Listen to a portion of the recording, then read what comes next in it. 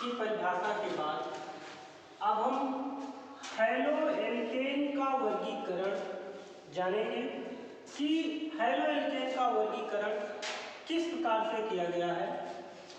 तो hello alkene का वर्गीकरण दो तरह से किया गया है।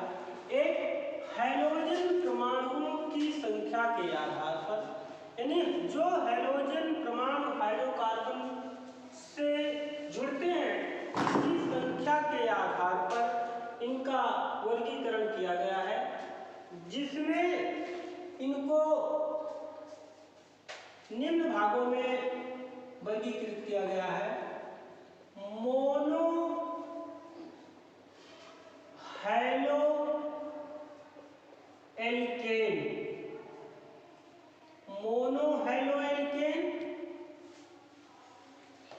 यदि हैलोजन एक हैलोजन किसी हाइड्रोकार्बन के साथ जुड़ा है तो उसको मोनो हैलो एल्केन कहते हैं। जैसे आपने मीथेन के केस में देखा कि ये मीथेन में 4 हाइड्रोजन होता है, लेकिन एक हाइड्रोजन एक हैलोजन के द्वारा रिप्लेस कर दिया गया।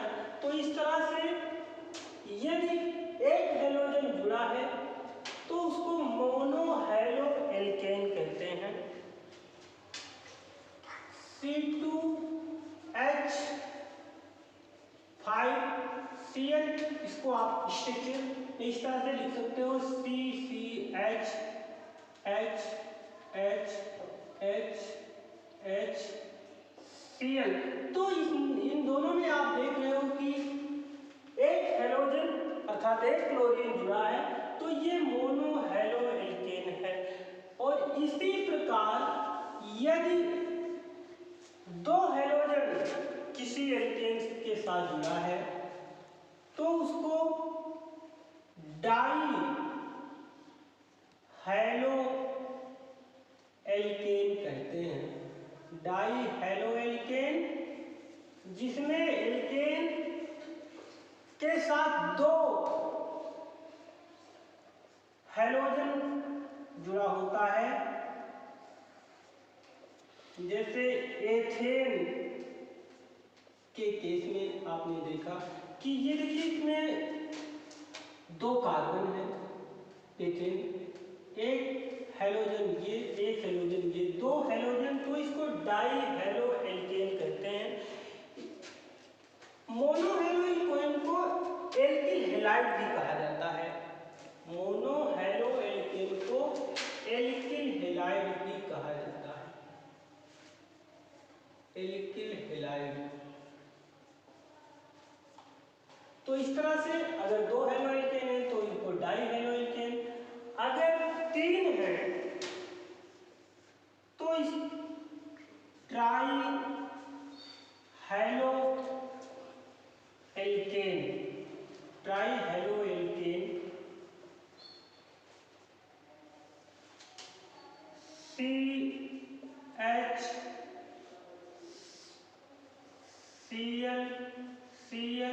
CHClClCl, क्लोरोफॉर्म का नाम आपने सुना होगा, इसका CHCl3, तो ये ट्राई हैलो एल्केन के अंतर्गत आता है। इसी तरह टेट्रा, यदि 4 हैलोजन परमाणु किसी हाइड्रोकार्बन में जुड़े हैं तो उसको टेट्रा हैलो एल्केन कहते हैं। Tetra halo alkane, tetra halo alkane CClClClCl, tetra halo alkane. तो इस प्रकार से हैलोजन परमाणुओं की संख्या के आधार पर mono halo alkane, di halo alkane, tri halo alkane, tetra, इसी को पॉली हैलो एल्केन भी कह सकते हो, क्योंकि जब एक से ज्यादा, 2, 3, 4 से ज्यादा हैलोजन जुड़ गए हैं तो पॉली हैलो एल्केन भी उन्हीं को कहा जाता है। तो इस प्रकार से ये जो वर्गीकरण है हैलोजन परमाणुओं की संख्या के आधार पर हैलो एल्केन को निम्न भागों में वर्गीकृत किया गया है। अब हम दूसरा आधार देखते हैं जिसमें हैलोजन युक्त कार्बन परमाणु की प्रकृति के आधार पर वर्गीकरण है। हैलोजन युक्त कार्बन परमाणु की प्रकृति के आधार पर, यानी कि हैलोजन किस कार्बन से जुड़ा है, उस कार्बन की प्रकृति क्या है, तो इसके आधार पर इसको बांटा गया है। प्राथमिक एल्किल हैलाइड, प्राथमिक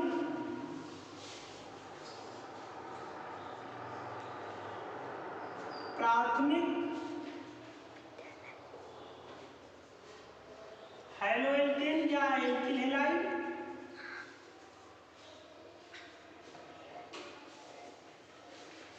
देखिए प्राथमिक, इसी को 1 डिग्री हैलो एल्केन भी कहते हैं। तो ये जब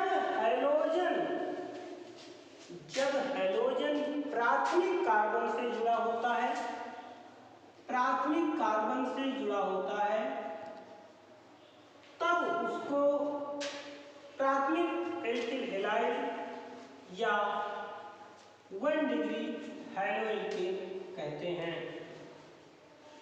ये जैसे देखिए उदाहरण है आपका क्लोरोएथेन, जिसमें ये हैलोजन, ये क्लोरीन प्राथमिक कार्बन से जुड़ा है। प्राथमिक कार्बन आपको पता ही है, ये कक्षा 11 में आप पढ़ चुके हो कि वो कार्बन जो अन्य कार्बन के साथ जुड़ा होता है प्राथमिक कार्बन कहलाता है। तो जैसे ये कार्बन है, ये कार्बन, ये एक अन्य कार्बन इस कार्बन से जुड़ा है, तो ये प्राथमिक कार्बन हुआ।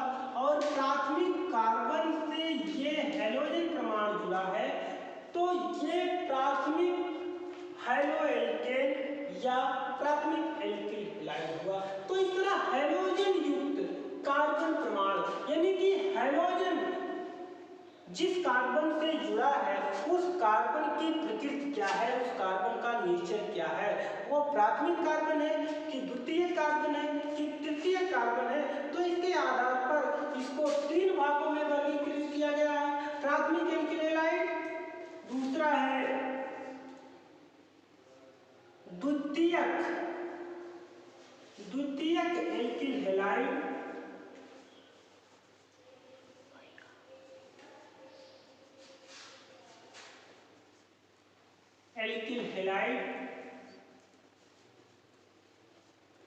द्वितीयक एल्किल हैलाइड अर्थात 2 डिग्री एल्किल हैलाइड। इसमें जो हैलोजन परमाणु है वो सेकेंडरी कार्बन अर्थात द्वितीयक कार्बन से जुड़ा होता है। द्वितीयक कार्बन आपको पता है कि वो कार्बन जो 2 अन्य कार्बनों से जुड़ा होता है, वो कार्बन जो 2 अन्य कार्बनों से जुड़ा होता है वो द्वितीयक कार्बन। जैसे ये कार्बन, बीच वाला कार्बन आप देख रहे हो, तो ये कार्बन इस कार्बन से जुड़ा है, इस कार्बन से जुड़ा है, ये सेकेंडरी कार्बन हुआ। और सेकेंडरी कार्बन से यदि हैलोजन जुड़ जाता है, कोई भी हैलोजन जुड़ जाता है, तो वो द्वितीयक एल्किल हैलाइड के अंतर्गत आएगा। तो ये इस तरह से ये द्वितीयक एल्किल हैलाइड हुआ। अर्थात हैलोजन यदि सेकेंडरी कार्बन से जुड़ा है, द्वितीयक कार्बन से जुड़ा है, तो उसको द्वितीयक एल्किल हैलाइड अर्थात सेकेंडरी एल्किल हैलाइड कहते हैं। और तीसरा है तृतीयक एल्किल हैलाइड, तृतीयक एल्किल हैलाइड, तृतीयक एल्किल हैलाइड, तृतीयक टर्सरी एल्किल हैलाइड, तृतीयक एल्किल हैलाइड वो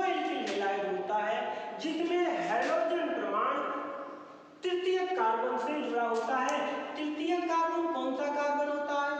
आप कक्षा 11 में पढ़ चुके हो, नहीं जानते हो तो ये बात जान लीजिए, वो कार्बन जो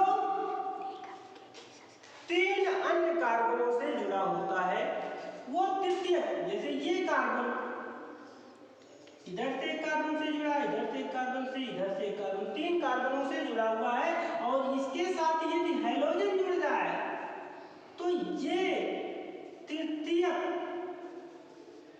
हैलो एल्केन होगा। तो इस प्रकार से हाइड्रोजन युक्त कार्बन परमाणु की प्रकृति के आधार पर हैलो एल्केन को 3 भागों में वर्गीकृत किया गया है। प्राथमिक एल्केनोलाइड अर्थात फर्स्ट डिग्री एल्केनोलाइड, द्वितीयक एल्केनोलाइड अर्थात सेकंड डिग्री एल्केनोलाइड और तृतीयक एल्केनोलाइड जिसमें हाइड्रोजन तृतीय कार्बन से जुड़ा होता है।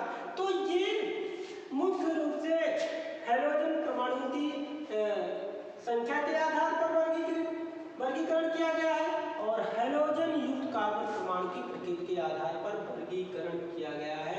तो ऐसा ये तो आपके सिलेबस में है हैलो एल्केन और हैलो एल्काइन भी होते हैं। हैलो एल्केन और हैलो एल्काइन भी होते हैं। हैलो एल्केन वो होते हैं जब एल्कीन से हाइड्रोजन परमाणुओं को रिप्लेस किया जाएगा तब जो है जो कार्बनिक यौगिक प्राप्त होगा वो हैलो एल्कीन कहलाता है। हैलो एल्कीन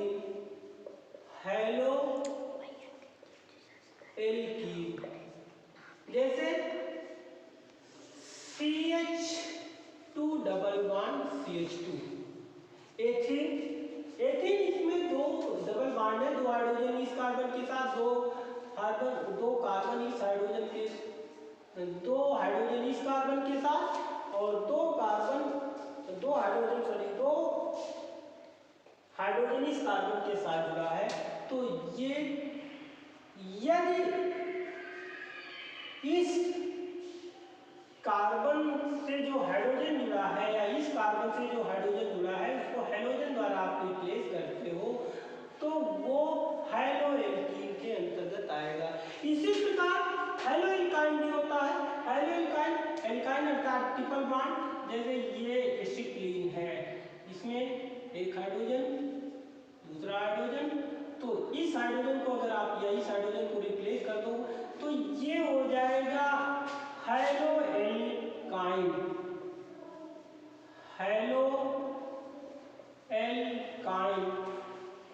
तो ये भी होता है लेकिन मुख्य रूप से आपके इंटरमीडिएट जो माध्यमिक शिक्षा परिषद का सिलेबस है उसमें हैलो एल्केन और हैलो एरीन के बारे में पढ़ना, तो अभी तो